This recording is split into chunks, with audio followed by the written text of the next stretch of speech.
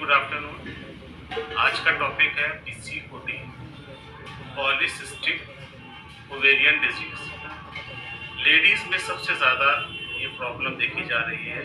OPD में maximum adult stage से लेके 35 ईयर्स तक में ये प्रॉब्लम्स बहुत देखने को मिल रही है। ऐसा क्या है कि इसके केसेस बहुत ज़्यादा बढ़ रहे हैं? ये बीमारी क्या है, इसके फैक्टर क्या हैं, किन किन कारण से होती है और हम क्या उपाय करें जिससे ये हमें आराम देते हैं। पॉलीसिस्टिक ओवेरियन डिजीज जैसा जिसका नाम है, और बाद में जब ये स्थिति गड़बड़ हो जाती है तो उसको हम PCOD, PCOS, polycystic ovarian syndrome कह देते हैं। सिंड्रोम का मतलब होता है ग्रुप ऑफ डिजीजेस। बहुत सी बीमारियां इसके कारण बन जाती हैं जिसमें हम उसको पीसी या पीकॉस कहते हैं। ये महिलाओं में रिप्रोडक्टिव स्टेज में होती है। इसमें रीजन ये होता है कि जो हार्मोन है एंड्रोजन, वो पुरुष में महिला दोनों में सेक्रेट होता है, लेकिन किसी कारण ये एंड्रोजन जो मेल हार्मोन है, अगर वो लेडीज में नॉर्मल वैल्यू से ज़्यादा बढ़ जाता है तो ये स्थिति में ले आता है, जिसको हम पीसीओडी कहते हैं। जिसके कारण क्या होता है, ये एंड्रोजन हार्मोन जब अपने लेवल से बढ़ जाएगा तो ये ओवेरियन फॉलिकल्स को मैच्योर नहीं होने देता है, और लेडीज में जो ओवरी से हर मंथ एक का रिलीज होना है या एक का निकलना है मेंस्ट्रुअल साइकिल में, अगर नहीं हो पाता है तो ये स्थिति पैदा हो जाती है।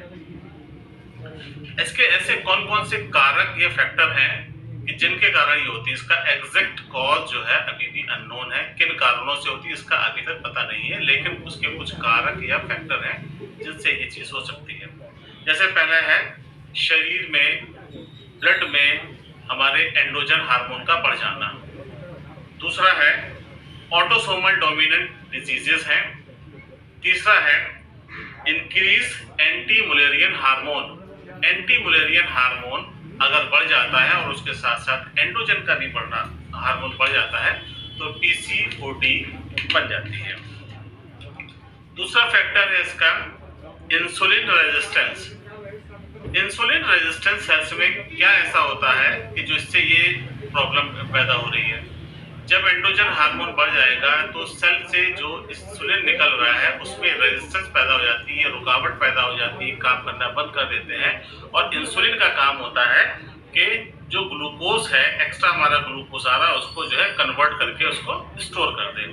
लेकिन जब इंसुलिन नहीं निकल रहा है तो ग्लूकोज का लेवल बढ़ जाता है। जब ग्लूकोज का लेवल बढ़ जाता है तो उस कंडीशन को हम प्री डायबिटिक कंडीशन कहते हैं, जिसका कारण इंसुलिन ना होकर के एंड्रोजन होता है। इसके दुष्प्रभाव से क्या होता है कि फीमेल में अगर फर्टाइल स्टेज में वो कंसीव करना चाहती है तो कंसीव नहीं कर पाती हैं।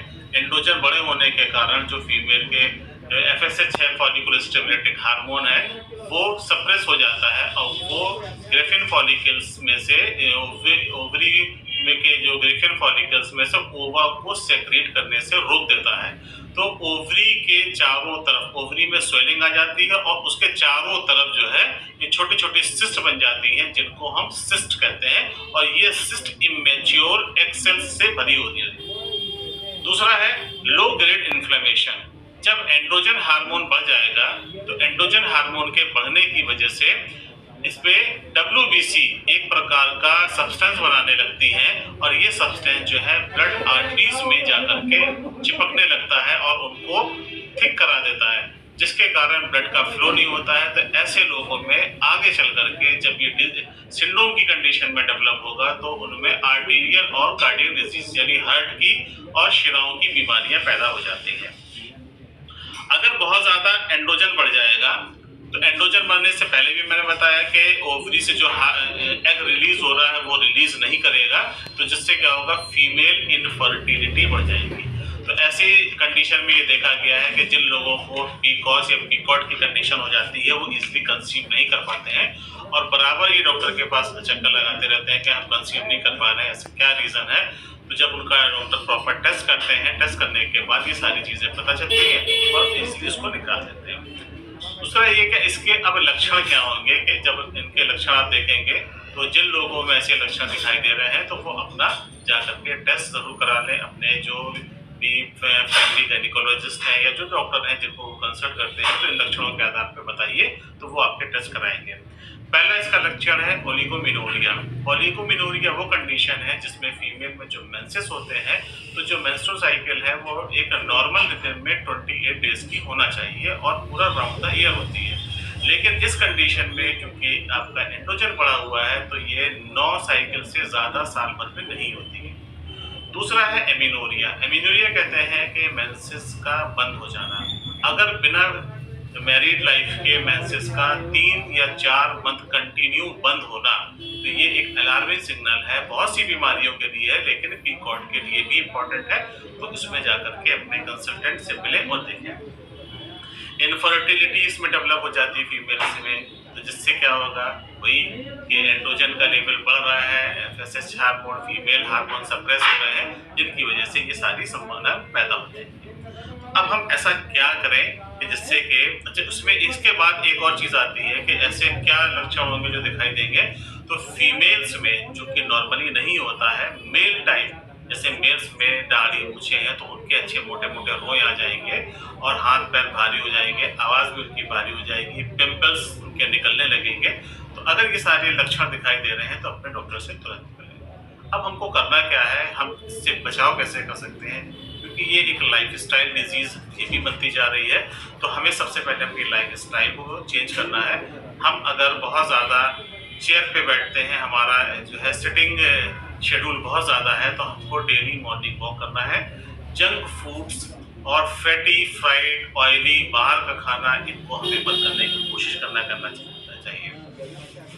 और रेगुलर एक्सरसाइज करें। फीमेल जो एक्सरसाइज नहीं करती हैं और हैवी वेट है, तो वो एक्सरसाइज करके अपने वेट को रिड्यूस कर सकते हैं। इसके बाद इसमें दुष्परिणाम क्या होंगे या इसकी कॉम्प्लिकेशंस क्या हो सकती हैं।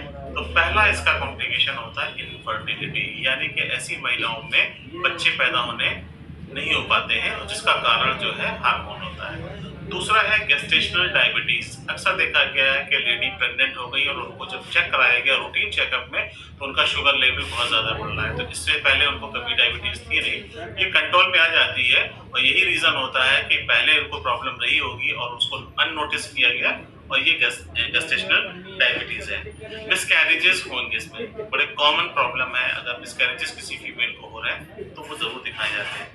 बच्चे अगर पैदा हो रहे हैं तो प्री मैच्योर बर्थ होगी, यानी कि जो एक पूरा शेड्यूल है 9 मंथ का, वो 9 महीने से पहले बच्चे जन्म ले लेंगे और इमेच्योर बेबीज कहलाएंगे। इसके साथ साथ जो फैटी सेल्स हैं उनका एक्यूमुलेशन या उनका जमाव लीवर में बहुत ज़्यादा हो जाएगा, जिससे फैटी लीवर डेवलप हो जाएगा। स्लीप एपनिया, ये बड़ी एक बीमारी है जो इनमें देखी जाती है। इसमें क्या होगा, जो लेडी है सोते सोते एकदम से खर्राटे आएंगे, सांस बंद हो जाएगी और थोड़ी देर के बाद उनको फिर सांस आएगी।